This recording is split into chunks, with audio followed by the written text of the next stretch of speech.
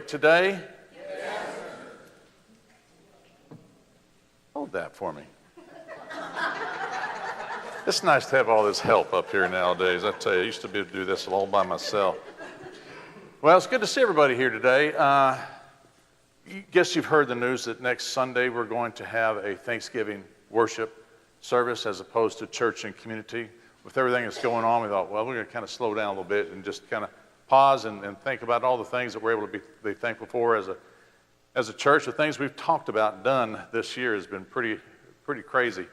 And so we're going to look at that, be thankful for that, and then look at where God is leading us in the next year. So I was pretty excited about that. So come ready to worship next Sunday will be good. Also, what a great Thanksgiving we had last Thursday here at the church. I think there were not quite 1,000 people came through here to feast.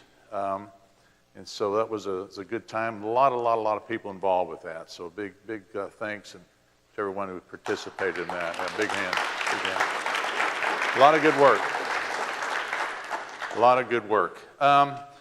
This time around, we are finishing up our series. I'll talk about legacy. We talked about that we are here because of the work of other people have done, not just with this congregation, but dating back to Abraham, which for us is somewhere in the neighborhood of 3,500 years ago.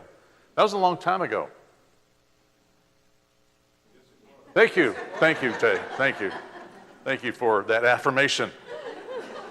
And so it was a long time ago. I mean, we go way back in our heritage. And so we're here because of the work that a lot of people did to get us to the point where we are today. So our responsibility is to continue in that legacy, to leave people that we won't even know down the road. And so we're talking a lot about that. And so we've been using this story in the book of Hebrews, which may or may not have been written by a lady named Priscilla, which was talked about last week. Even though the word says I, Paul, but it's something that's not necessarily Paul. That is some author that we really don't know. It's a different type of style, writing style. But nonetheless, it is an interesting book in itself because it addresses an issue that was going on just 30 years after the death of Jesus. And this new movement that was starting, that took in this Jesus as the Messiah, was really starting to kind of take wind. I think this might have possibly have been one of the first crises that this new movement was starting, because there's a new generation of people that were born who did not understand or really know Jesus as some of the others had known before. And so they were having a struggle of really understanding how can this long-awaited Messiah that's been such a big part of our history, how could this Jesus be this Messiah? I mean, there's a good reason for this, and if you think of it in logical terms, it makes a lot of sense, because if you're the Messiah, then how can the Son of God be arrested by the Jewish leaders? Not only that, how can they suffer? How could he suffer and even be crucified by the very enemies of God? But even make matters worse, that after he even rose from the dead, he still left them behind to undergo the same suffering and persecution that they were currently going through. What kind of Messiah would do this? And so there was this big concern about who this Jesus was. And so this letter is an effort. It's an effort to address this exodus of people who were leaving the faith. But then the author kind of stops them in their tracks and begins to pause just for a minute and backs up and takes this larger picture of what God is doing in the world that started about 1,500 years before them with a man named Abraham. Abraham, who had the courage and the strength to do something new, something that nobody has ever done before in the history of humanity, simply because he chose to listen and to act on the very voice of God. And so Abraham's actions and all those who followed him paved the road to where this community of faith was in that day. And so now the voice that this author writes to these people, it says, now it is your turn your turn to take your place in this lineage and present the faith to those that you won't even meet in your life. That is a part of who we are. So to those who are reading this letter, the message is really clear. And it's a message that we need to share even today, that you are a very important part of the lineage of God, the bigger picture, to continue what had been started with Abraham and his descendants, that you will need to take your place in building God's kingdom for future generations. In this reading, there's a lot of stuff that's in it, a lot of material. And so out of this material, there is the explanation of Abraham's faith, out of which our faith is born. Can you read this for us? I'm going to put the words up here, and if you will read this as we go through. Can y'all do that?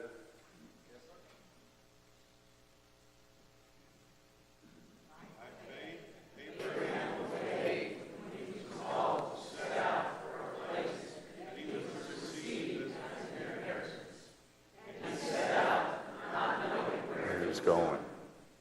By faith, he stayed for the time in the land he had been promised, as in a foreign land, living in tents, as did Isaac and Jacob, who were heirs with him of the same promise. For he looked forward to the city that has foundations, whose architects were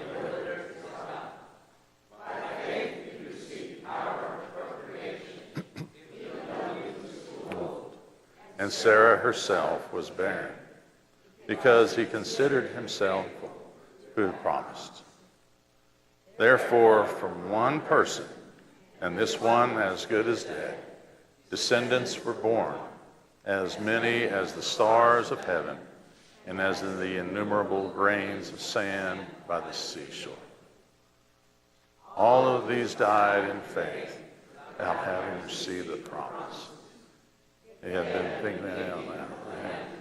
They left behind. They would have had the opportunity to return. But as it is, they desired a better country, that is, a heavenly one. By faith, we put it to the test, offered up Isaac, and either received the promises or of whom we had been told, it is through Isaac that descendants shall be named for you. He considered the fact he was always able to raise someone from the dead.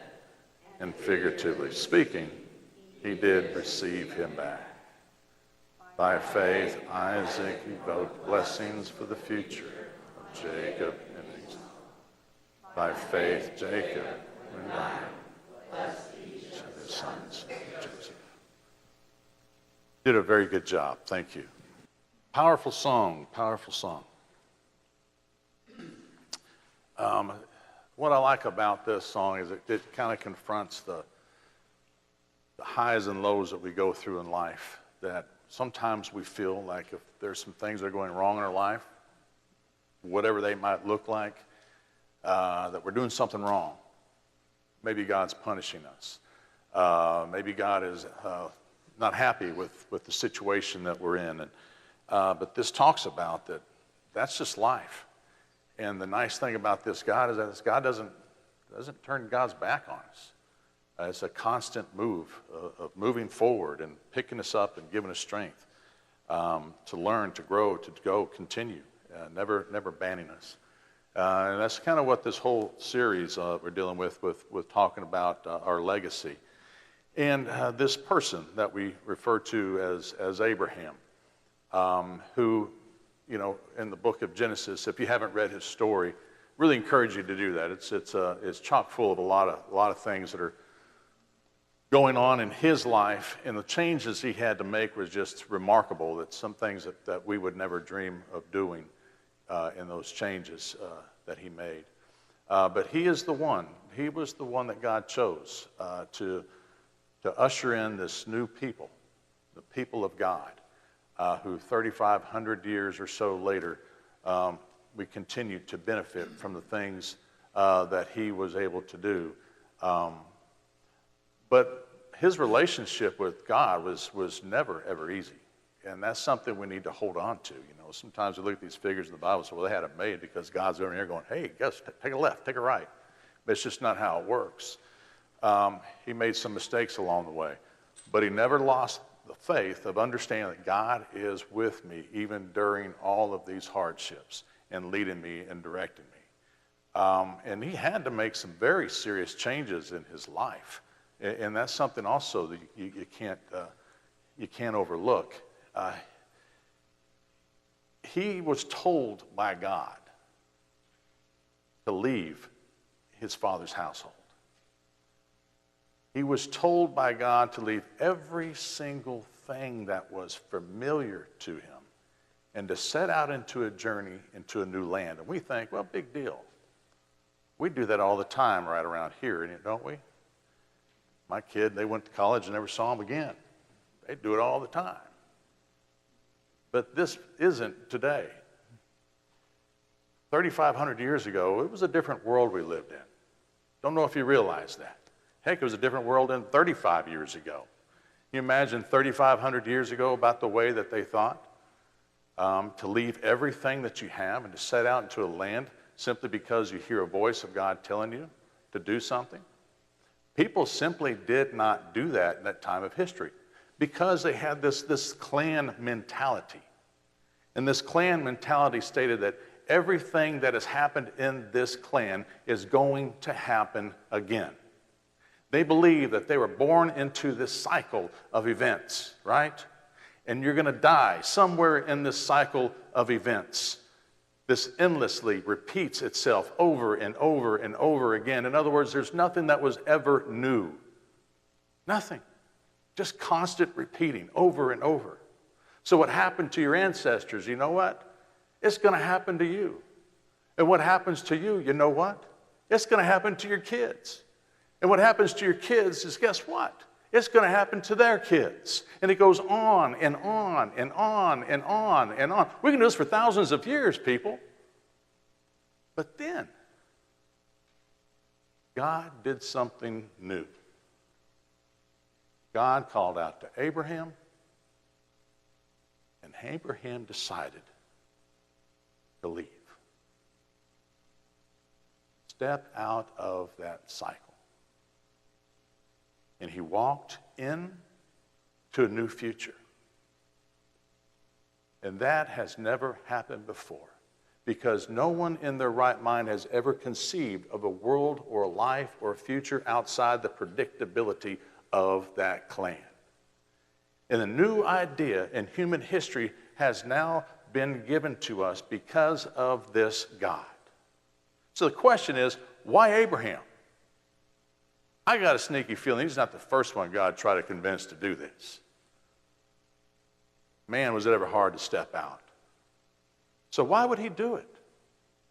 Was it for his benefit? They say, man, if I do this, I'm going to get a whole bunch of good stuff. No, he lived in tents.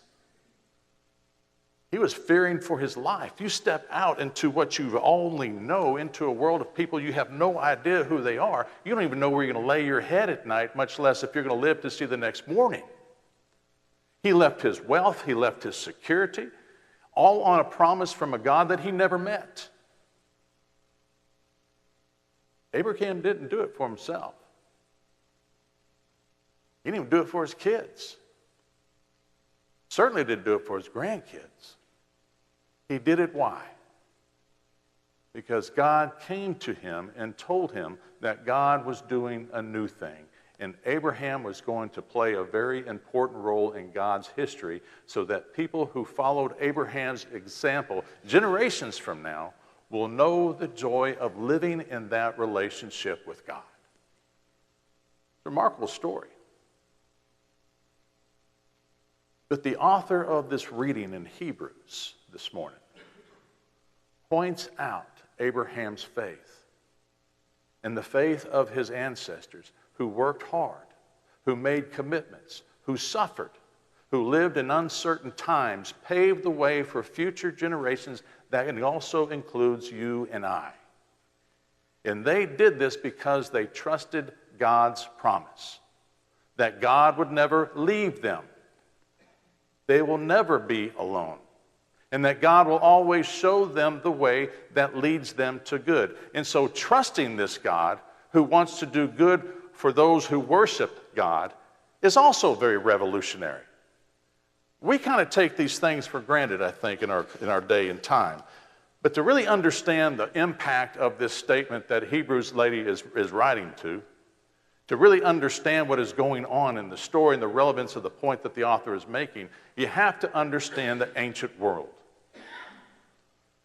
The gods in those days were believed to be so distant and so detached and just waiting for you to offer them some kind of sacrifice or you're going to face their wrath. Sacrifices were attempts to keep God on your side because those gods are so unpredictable. You do whatever it takes to keep their favor. You offer whatever you have. You sacrifice whatever is needed. And you go to whatever lengths you can go in order to pacify the anger of the gods. But this whole story of Abraham in this book of Genesis is a story about a God who spends a lot of time with Abraham insisting that this God is a whole lot different than anything else he's ever experienced. And that God has plans to do something good, not just for Abraham, but for Abraham's descendants, which includes you and I. And so to illustrate this point, the author recalls a story that you may or may not have caught. It starts off this way. By faith, when put to the test, Abraham offered up Isaac. Remember that story? That's a horrible story. See, I remember first when I had Natalie and I read this story, I was terrified. What kind of God would want me to sacrifice my child? Now, when they turn teenagers, it's a different story, right? We know that. We understand a little bit more, but they were fun kids then. And so little Isaac, who was born of Abraham, was too young. But the story is phenomenal because here is Abraham, here is Sarah. They came into this relationship with God in latter years, and then here is God that promised them a child. They were not only old, but she was even barren because they wanted this child, as well as Abraham, to continue their legacy of creating a special nation of God that would outnumber the stars in the sky. Are you crazy? Didn't even have a child. So when Abraham turns the ripe old age of 100, Isaac is born to him. Wasn't the first child. They try to fix it on their own before that, which always goes well for us, doesn't it, people? But then we move right into the 22nd chapter when Isaac and Abraham are having a grand old time. But then God tells Abraham, offer up his wonderful son as a burnt offering. You know what that is? Self-descriptive. Here's the trick. Abraham doesn't hesitate. Doesn't even ask questions on how to do that. He moves right into the scene. Why does he do that? Why would he do that? You and I would not even think about doing that. Why would he do that? Because it tells the kind of world in which Abraham lived. Because burnt offerings of any kind to the gods was the norm. And you do whatever you'd have to do to keep those gods happy, or you're going to face the consequences. And so this story that we've heard is a story that's turned totally upside down because this God stopped the sacrifice to show Abraham once again that this God is different from the other gods. This is a God of promise who will use God's people to do good in the world, not violence. And the ancient people who heard this story for the first time, you better believe they took notice. Who is this unusual God who wants to do good for people? That has never happened, period. but it does the day that Abraham met God and began a nation of God, doing a new thing out of love and grace and hope and trust. And this is our legacy of faith that has been handed down to us from Abraham. So why does this author from Hebrews, why does she share this story with this community of faith? Because they too are going through some very uncertain times. Their cycle of life has been disrupted by this man named Jesus. Their clan mentality has been broken up. Their security, their way of life, their predictable lifestyle has vanished.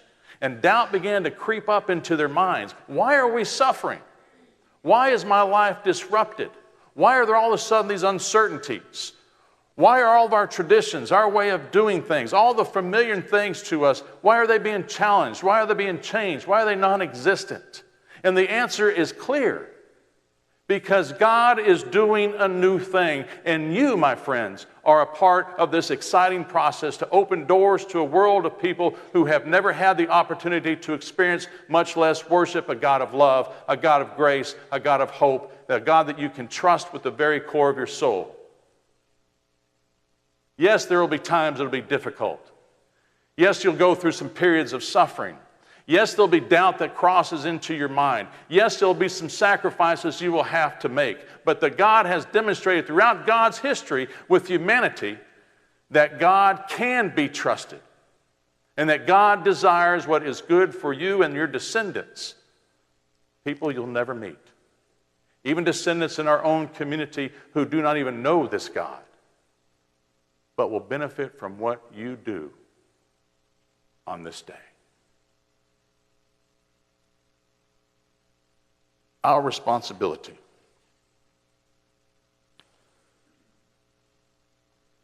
as God's people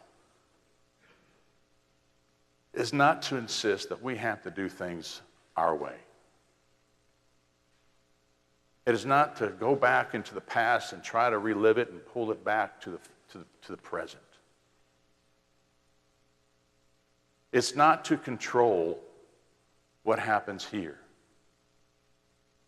Our responsibility as God's people is to insist on doing things God's way and give control of our direction into the hands of God. To me, it is very obvious that in the sea of churches that are closing down at record pace, in a country that is enamored with material and addictions of every kind imaginable, that God is choosing once again to do a new thing. We can fight it. We can reject it. We can ignore it. Or we can be faithful. And we can ride the wave of Christ's Spirit and just see where God leads us. That's a picture of faith that has been handed down from Abraham. We need to echo the words of Joshua. You remember him? He was the one that took over from Moses. Moses got him to the land, the promised land, for 40 years of struggling. And then he couldn't go. So he hands the keys to the new land, the land that promised to them, to God, into Joshua's hands. And Joshua takes the first step with his people. And there they began to build a new life amongst the people. And they had to make a stand among all those who were gathered there. Even those who made that commitment to move in the direction that God chose. They chose to say these words.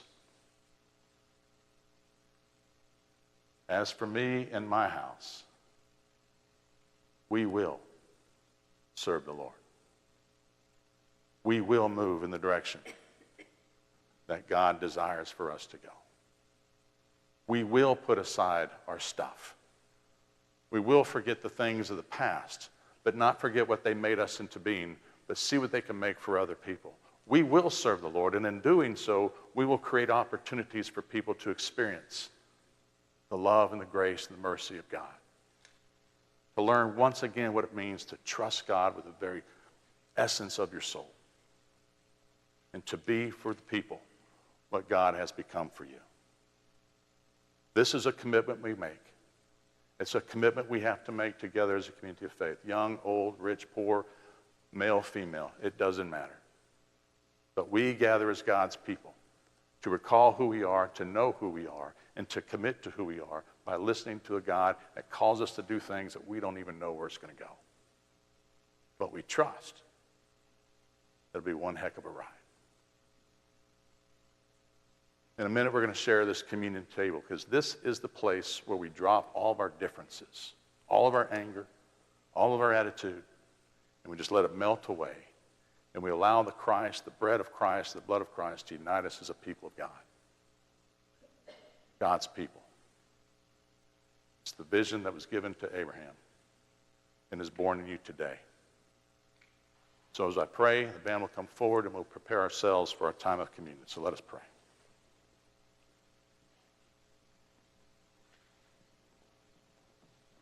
We are not alone, O God. Your voice was spoken to us 3,500 years ago. It has been faithful to us even in moments throughout history where we have been anything but faithful to you. But you made a promise to us, a covenant that says that you would never leave us, you will never forsaken us. So all those doubts that we have about all of our self stuff that we have created on our own, that you're going to hate us or not like us or condemn us, ridicule us or burn us, let them be melted away. Because you are a God of grace, of hope. You have grace of better tomorrows. You rise us up from the ashes. You build us up to be a community of faith, a people of God, to move out into the world, to share your love and your grace and your mercy with people in need. Give us that power, we pray, to be that which you need us to be. Open our hearts and our minds to your voice, O God, and give us the strength to respond as Abraham did. In Christ's name.